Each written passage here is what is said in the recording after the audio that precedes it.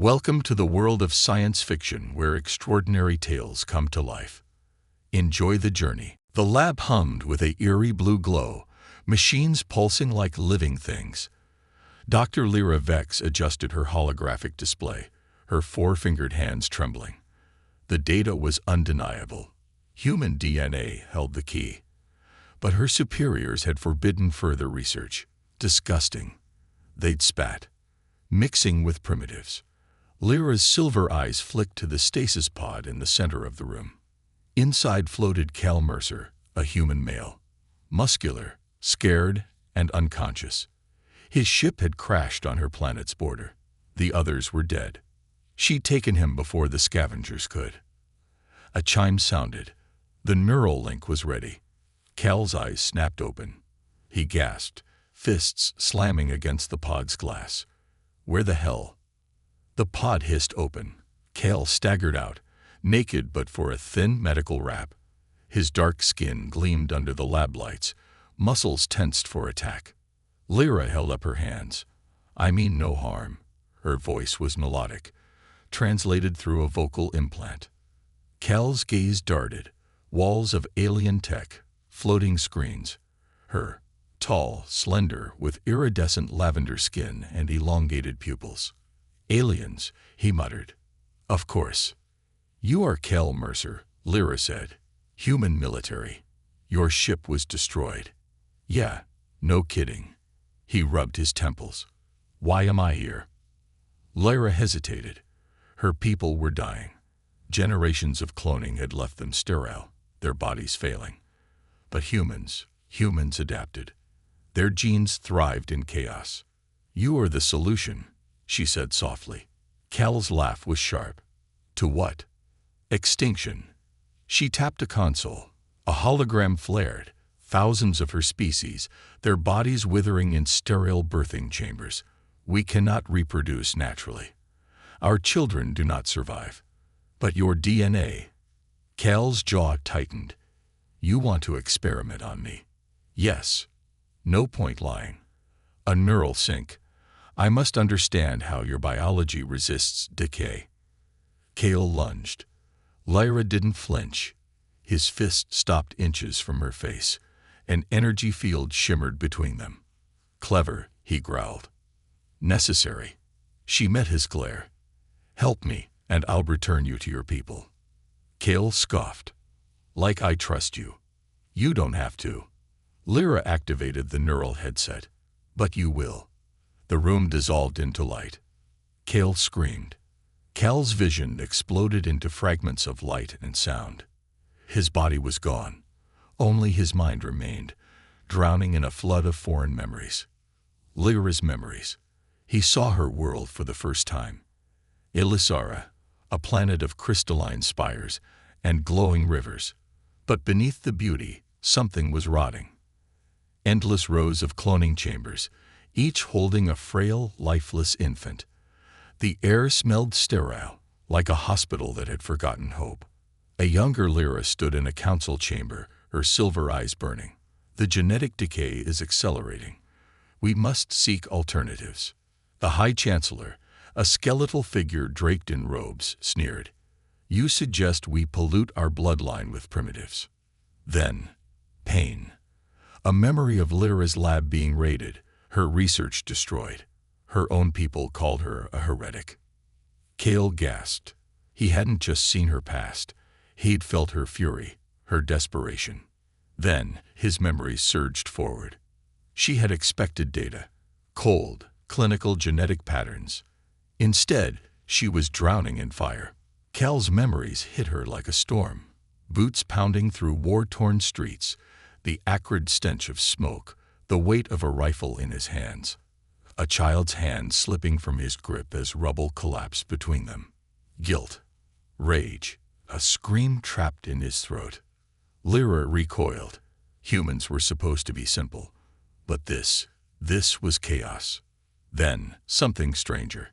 A campfire. Cal laughing with his squad. Passing a flask. The warmth of a hand on his shoulder. A whispered, "You're not alone." Lyra's breath caught. This was humanity's strength. Not just survival, but connection. The neural link shuddered.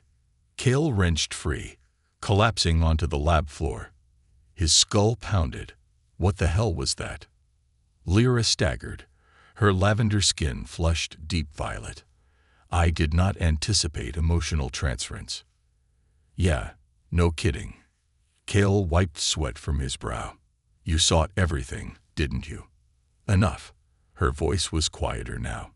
Your species grieves. Deeply. Kale barked a laugh. We feel, Doc. That's what you stereotypes forgot. Lyra's eyes flickered. Before she could retort, alarms blared. INTHUUDEORS DETCTED. The lab doors exploded. Black armored figures stormed in, their helmets scanning the room. Purifiers, the High Chancellor's fanatics. Lyra hissed. They'll kill us both now. Kale was already moving. He snatched a scalpel from a tray. Then we run. A purifier raised a pulse rifle. Kale lunged, driving the scalpel into the gap between armor plates. The alien screamed, collapsing. Lyra stared. You? How? Human ingenuity, Kale snarled, grabbing her wrist. Move. They fled into the labyrinth of Elisara's undercity, the purifier's shouts echoing behind them. A hidden door slid shut behind them, sealing them in a dim storage room. Lyra's hand shook as she activated a holographic map. They'll scan the entire sector, she whispered. Kale leaned against the wall, catching his breath. Why'd they attack you? You're one of them. Lyra's jaw tightened. I challenged tradition. To them, that's worse than treason. Kale studied her. For the first time, he saw past the scientist, to the exile. So what now? Lyra met his gaze. We finished the experiment. Kale raised an eyebrow. You really think this'll save your people? I know it will. Her voice dropped. But we need to go deeper. Kale exhaled. How deep? Lyra's fingers brushed his temple. The next stage is physical. The dim glow of the safe house flickered as Lyra studied Kale under the pale light. Her fingers, still tingling from the neural link, hovered near his arm. Physical contact. Her people had abandoned it centuries ago. Reproduction was clinical, a sterile exchange of genetic material in lab chambers. But Kale's memories had shown her something else. Warmth, laughter, the press of skin against skin. She reached out, curiosity overriding caution. Her fingertips brushed his forearm. Kale's muscles tensed under her touch. Lyra gasped as a jolt of sensation raced up her arm, spreading like liquid fire through her veins. Her pulse spiked, her breath coming faster. What? What is this? She whispered, staring at her hand as if it belonged to someone else. Kale smirked. That's called a shiver, Doc. Basic human biology. Lyra's silver eyes widened. But it's not in any of our studies. Your species reacts to touch like it means something. Kale leaned in slightly, his voice low. Yeah, because it does. A tremor ran through her. This was what her people had lost. This was the missing piece. Then, a distant explosion. The purifiers were close. Kale grabbed Lyra's wrist, pulling her behind a stack of storage crates just as the door burst open. Pulse rifles hummed as armored figures stormed in. Scan for life signs. A purifier barked. Lyra's mind raced. She had no combat training, but Kale did. His grip on her tightened, his body coiled like a spring. Stay behind me, he murmured. She didn't argue. A purifier rounded the corner. Kale moved like lightning. His elbow slammed into the alien's throat, his other hand wrenching the rifle free. He fired twice, dropping two more before they could react. Lyra stared. You killed them. Kale's jaw clenched. They were gonna do the same to us. She swallowed hard. She had studied death in theory, but this was visceral. Human. Another explosion rocked the building. We need to move, Kale growled, dragging her toward a ventilation shaft. They emerged in the Undercity's ruins, a graveyard of abandoned tech and crumbling structures.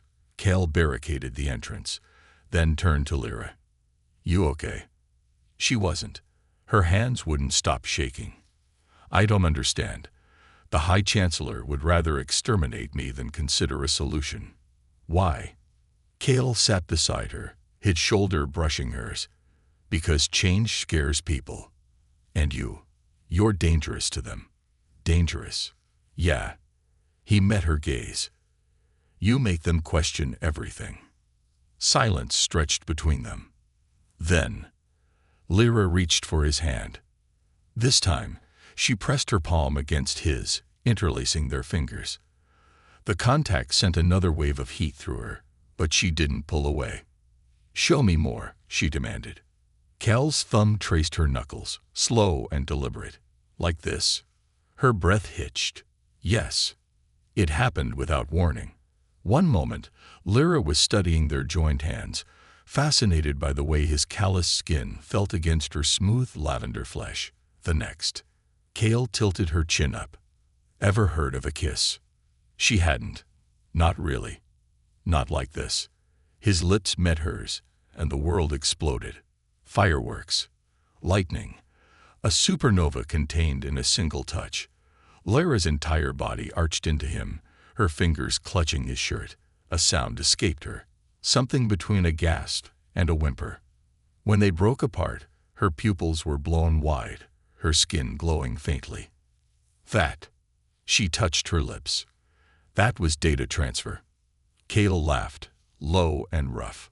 "Oh, Doc, you have no idea." Then the ground shook. The purifiers had found them. Lyra's lips still burned. She pressed her fingers to them, half expecting to find embers. The kiss had lasted seconds, yet her body reacted as if struck by lightning. Her pulse erratic, her skin feverish. This wasn't in the research. Across the ruined hideout, Kale reloaded the stolen pulse rifle, his movements sharp, practiced. He glanced at her. "You good?" "Good?" She was alight. "Explain what happened," she demanded. He smirked. "Which part? The kiss or the way you melted into me?" A flush darkened her violet skin. "Both." Kale set the rifle down. "Humans call it chemistry. Biology reacting to attraction." Attraction. The word felt foreign. Her people didn't want. They selected. Another explosion rattled the walls. Dust rained from the ceiling. "We're out of time," Kale muttered. Lyra stood abruptly and staggered. A wave of dizziness crashed over her. Her vision blurred, then sharpened, colors intensifying. The air smelled electrified. "Something's wrong," she gasped. Kale caught her shoulders. "Look at me." Her silver eyes met his and glowed. Lyra's skin rippled, veins lighting up beneath the surface like liquid starlight. She cried out as her bones shifted, her frame growing denser, stronger. "What's happening to me?" Kale gripped her tighter. "Your DNA's rewriting itself." The kiss. It triggered something. A purifier's voice echoed outside. "Last chance. Abomination." Lyra's head snapped toward the sound. She could hear his heartbeat, smell his fear. "I can feel them," she whispered. Kel's grin was fierce. "Then let's use it." They burst from the hideout, Lyra moving faster than she ever had. A purifier lunged. She dodged, her body reacting before her mind could. Her fist connected with his helmet, and the metal buckled. "Holy hell," Kale breathed. Lyra stared at her hand. Human strength, excellar reflexes. The remaining purifiers opened fire. Kale yanked her behind cover, but Lyra pushed back. "No." She stepped into the open. Pulse rounds streaked toward her and stopped, suspended in midair by an invisible force. "Impossible." A purifier choked. Lyra's voice echoed, layered with something otherworldly. "You hunted me for seeking life. Now see it." She flicked her wrist. The bullets reversed. The last purifier fell, his mask cracking open. Kale pried it off, revealing sunken, sickly features. They're dying too, he realized. Lyra knelt, her glow fading. Their cloning failed. They're rotting. The purifier spat blood. The High Chancellor knew humans were the key, but impure. Kel's fists clenched. You've taken humans before. A rasping laugh. Dozens. Their DNA unraveled ours. Too wild. Lyra went rigid. You experimented on them. The purifier's eyes glazed over. And you will die like them. Kale stood, his face grim. We need to end this. Now. Lyra touched her chest, where her heartbeat thrummed differently. I'm changing. I can feel the hybrid strain stabilizing. Stabilizing. Our bond, the kiss, it activated something. She met his gaze. If we complete the merge, we might save both our species. Kale exhaled sharply. Completed how? Lyra's voice dropped. The way humans do. A beat. You're sure? Kale asked. She stepped closer, her glow reigniting.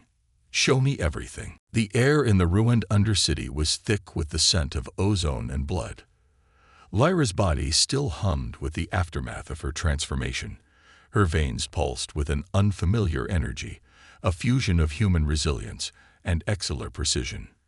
Kale watched her, his dark eyes reflecting the faint glow of her skin. You're sure about this? Lyra didn't hesitate. It's the only way. She reached for him, and this time, there was no hesitation in her touch. Her fingers traced the scars on his chest, mapping the history of his survival. His breath hitched. Your people, she murmured, understand something mine forgot. What's that? That life isn't meant to be controlled. She kissed him again, and this time, it wasn't just lips meeting. It was fusion. Light erupted between them.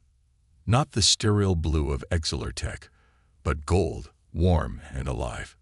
It wrapped around their bodies, weaving them together at a level deeper than flesh. Kale gasped as memories that weren't his flooded his mind. Lyra's first breath, her first failure, her quiet loneliness in a world that saw her as a tool. And Lyra. She burned. Human emotions, raw and unfiltered, crashed into her like a tidal wave. Kale's grief, his joy, his stubborn, unyielding hope. She clutched him tighter, her nails digging into his back as the energy between them crested, then shattered outward in a shockwave. The ruins around them trembled. When the light faded, Lyra was different. Her violet skin was now streaked with gold, her silver eyes flecked with amber. She flexed her hands, and the air rippled around them. I can feel it, she whispered. The stability. The balance. Kale touched his own chest. His scars were gone. His muscles felt denser, his senses sharper. What the hell did we just do? Lyra smiled. We fixed what was broken. A distant alarm wailed. The High Chancellor's forces were mobilizing. Kale grabbed the pulse rifle. Then let's finish this. The purifiers fell like wheat before a scythe. Lyra moved with inhuman grace, her hybrid body dodging attacks before they were even fired. Kale fought at her side, his strength amplified, his reflexes sensed to hers. They carved a path to the heart of the citadel, and froze. The vault doors slid open, revealing rows of stasis pods. Humans. Dozens of them, suspended in glowing fluid, their faces eerily peaceful. They've been harvesting us, Kale snarled. Lyra's glow turned violent. Not anymore. The High Chancellor awaited them in the central chamber, his once regal frame withered, his robes hanging loose. You dare bring filth into our sanctum, he rasped. Lyra stepped forward, her voice echoing with dual power. You call it filth. I call it salvation. She reached, not with her hands, but with her will, and the Chancellor choked. Your cloning failed, she hissed, because life refuses to be caged. Kale moved to the control panel, freeing the captive humans. The pods hissed open, bodies slumping forward. He caught the first one, a young woman, her breathing shallow but steady. "We've got you," he murmured. The citadel fell. The purifiers, their leader dead, scattered like leaves in a storm. The freed humans, and the exiler who had secretly supported Lyra, emerged into the light of a new dawn. On the steps of the ruined capital, Lyra addressed the crowd, her hybrid form radiant. "We were wrong," she said. "Perfection isn't purity. It's adaptation."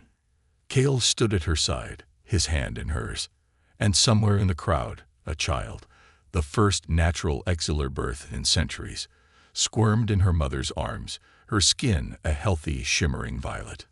Alive. Epilogue. A message to the stars. The transmission crackled across the galaxy, showing a human and an exiler, their fingers intertwined. "This is Callum Mercer and Lyra Vex of the Hybrid Alliance. To any species listening, you are not alone. And your future doesn't have to be written. It can be lived." The screen faded to black. Somewhere, on 1,000 worlds, hope flickered to life.